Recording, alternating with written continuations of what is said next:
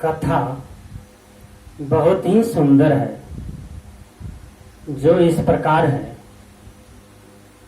एक गांव में एक सेठ जी थे। सेठ जी का मकान बहुत ऊंचा था, कई मंजिले की इमारत थी। उसी के बगल में एक बूढ़ी थी। बूढ़ी का बेटा गुजर गया था, डेथ कर गया था। बूढ़ी के पास एक पुतहु और पुतहु के पास एक ही पुत्र था। यानी बूढ़ी के पास कोई नहीं था, केवल पुतहु और एक पोता ही थे। सेठ जी का द्वार दरवाजा लंबा चौड़ा था, 2-3 बीघे का दरवाजा था। सेठ के दिमाग में आया, क्यों न इस बूढ़ी को यहां से हटा दो। बगल में एक निर्धन गरीब दरिद्र देखने में अच्छा नहीं लगता है। सेठ जी बूढ़ी के साथ दुश्मनी का व्यवहार करने लगे, जलन का व्यवहार करने लगे। बूढ़ी को बहुत दुख देने लगे। बूढ़ी बार बार सेठ के दुख से द्रवित रहती थी, रोती थी, बिलपती थी। समाज में भी न्याय के गुहार लगाती थी।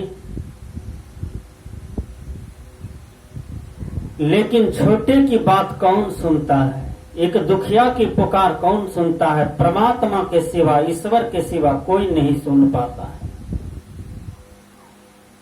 आप सब भी जानते हैं कि सच्चाई का विजय बहुत देर से होता है। सेठ जी बहुत दुख देने लगे। बूढ़ी दुख सह सह करके, रो रो करके दिन रात बिताने लगी। आखिर में सेठ जी बूढ़ी को वहां से हटा ही दिए।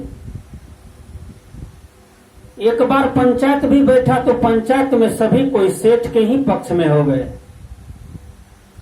सेठ जी ने कहा कि रुपया लो, जमीन रजिस्ट्री करो और तुम आगे निकलो। कुछ रुपया मिला और बूढ़ी निकल गई।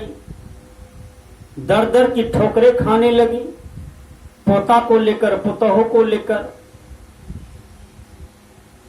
थोड़ी ही दिन तक बूढ़ी रूम भाड़ा ली और उसी में जीवन व्यतीत करने लगी। कहा जाता है कि बेईमानी का जो धन दौलत होता है न, जब वह बढ़ता है तो बहुत ज्यादा बढ़ जाता है।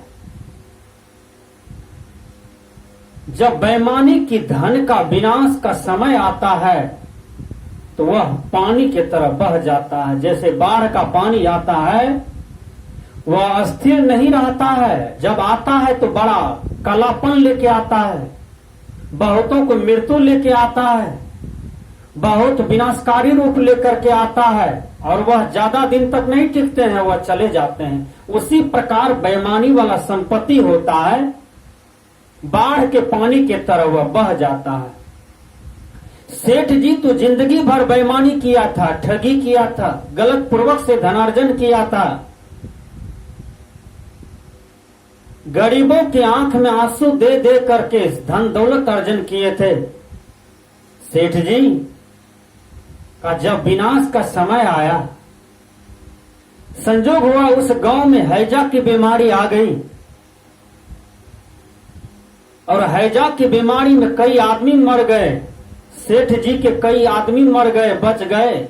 सेठ जी बच गए, उनके 2 बेटा बच गए, उनकी 2 बेटी बच गई और पत्नी मर गए, पोता सब मर गए, नाती सब मर गए। बहुत पुराना केस था सेठ जी के ऊपर में और वह केस में सेठ जी को उसी समय वारंट कुर्की आ गया और सेठ जी को पकड़ लिया भारत के संविधान और उसको कैद कर दिया। इस बीच में दोनों बेटा बहते हुए संपत्ति का विलाप करते करते चिंता से बीमार पड़ गया। उनका दोनों बेटा भी मर गया, दोनों पुतहु भी रोगग्रस्त हो गई, वो भी मर गए। रहा न कुल में रोवन हारा। आदमी को देखिए पाप कैसे घेरता है। सेठ जी के कुल में रोवन हारा भी कोई नहीं रहे। सेठ जी अकेले जेल में विलाप करते रहे और तड़पते रहे कि मैंने जिस पुत्र के लिए, पुतहु के लिए, पोता के लिए संपत्ति कमाया, आज मुझे ही छोड़ करके यह संसार से विदा हो गए। तो विचार कर सकते हैं। लोग कहते हैं कि लोग देख करके जलते हैं, ईर्ष्या करते हैं, द्वेष करते हैं। नहीं, आपकी भावना शुद्ध हो, हम किसी को देख करके नहीं जलें। यदि कोई विद्यार्थी पढ़ते हैं और अच्छा से पढ़ते हैं, मन लगा करके पढ़ते हैं, तो उनको और सहयोग करना चाहिए, अर्थ से, बल से, विद्या से, बुद्धि से, सब कुछ से सहयोग करना चाहिए, ताकि वह समाज में डीएम बन के दिखावे, कलेक्टर बन के दिखावे, एक अच्छा वक्ता बन के दिखावे, एक प्रधानमंत्री, राष्ट्रपति बन के दिखावे। चाहे वह किसी का पुत्र हो, कोई भी बन जाए, आपके अंदर में भी खुशी हो जाए। उनसे जलना नहीं चाहिए। यदि आप किसी विद्वान को देख करके जलेंगे तो आपको 7 जन्म तक विद्या नहीं होगी। विचार करें, यह श्राप है। किसी धनवान को देख करके आप जलेंगे तो 7 जन्म तक आप दरिद्र हो जाएंगे, आपको धन दौलत नहीं हो सकता है, क्योंकि ये आपके ही कर्मों का परिणाम है, ये जलने का परिणाम है। आप किसी के रूप को देख करके जलेंगे, आपको 7 जन्म तक ईश्वर रूप नहीं दे सकता है, आपको कुरूप बना करके ही पृथ्वी में भेजेंगे, ये भी आपके ही कर्मों का दंड है। आप किसी भी प्रकार की जलन किसी भी मनुष्य से करेंगे, किसी भी प्राणी से करेंगे, आपके वह पाप कर्म आपको 7 जन्म तक पछाड़ेंगे और वह आपको भोगना ही पड़ेगा। हम लोग बार बार सुनते हैं, बगल वाली जान मारे ली। इसका तात्पर्य क्या होता है? ये गाना बहुत सुंदर है और इसका अर्थ होता है बगल वाली जान मारे ली। इसका अर्थ होता है कि पड़ोसी हमको जान मारता है। सेठ जी जान मारे तो उसका परिणाम देख लीजिए। यदि कोई पड़ोसी आपको जान मारते हैं, आपसे जलते हैं, तो आप अपने सारे कर्म को परमात्मा पर, गुरुदेव पर छोड़ दीजिए, इस प्रकृति मंडल में छोड़ दीजिए कि हे गुरु, मुझको देख करके यदि कोई जलते हैं तो उनका कर्म है, वो जाने, लेकिन मैं किसी को देख करके ईर्ष्या न करता हूं, द्वेष न करता हूं, न किसी को देख करके जलता हूं। मैं तो सबका सहयोग करता हूं, मैं तो सबका भलाई करने के लिए आया हूं, मैं तो एक सुंदर कर्म करने के लिए आया हूं। ये आपके अंदर में होनी चाहिए। विचार करें। तो हमने कहा बगल वाली जान मारे ली। इसका तात्पर्य होता है आज मनुष्य अपना दुख से दुखी नहीं है, उतना दूसरे की सुख देख करके दुखी है। एक बार हम पंजाब में थे, तो पंजाब में हमने एक पंजाबी से पूछा कि भाई ये इमारत आपका है? तो उसने कहा हाँ बाबा ये मेरा है। हमने कहा आपका 1 मंजिल देखता हूं, बगल वाले को देखता हूं 11 मंजिल का इमारत है। कहा बाबा मुझे पता नहीं है 11 मंजिल ये कैसे बना लिया। हमने कहा आप इसको जानते हैं? कहा नहीं बाबा हम नहीं पहचानते हैं, मैं यहाँ 5 साल से जमीन खरीद करके घर बनाया हूं, लेकिन मैं बगल वाले को भी नहीं जानता। मैं अपना काम करता हूँ, मैं अपने श्रम पर विश्वास करता हूँ, मुझे अपना प्रेम और स्नेह पर विश्वास है, कर्म पर विश्वास है, मैं अपना काम करता हूँ, मैं किसी की तरफ नहीं देखता हूँ कौन क्या कर रहे हैं, किसका कितना बड़ा बिल्डिंग हो गया, किसको कितना पैसा हो गया, कौन क्या करते हैं।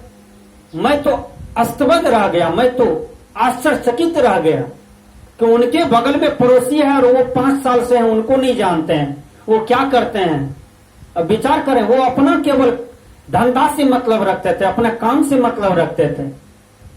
हम जितना मतलब बढ़ाएंगे उतना ही हम दलदल में फंसते जाएंगे, और जितना हम अपनी तरफ लौटेंगे, हम अपना श्रम की तरफ लौटेंगे, अपना स्वाध्याय की तरफ लौटेंगे, अपना बिजनेस व्यापार की तरफ लौटेंगे, अपने आप में लौटेंगे, उतना हम विकास के क्षेत्र में आगे बढ़ेंगे।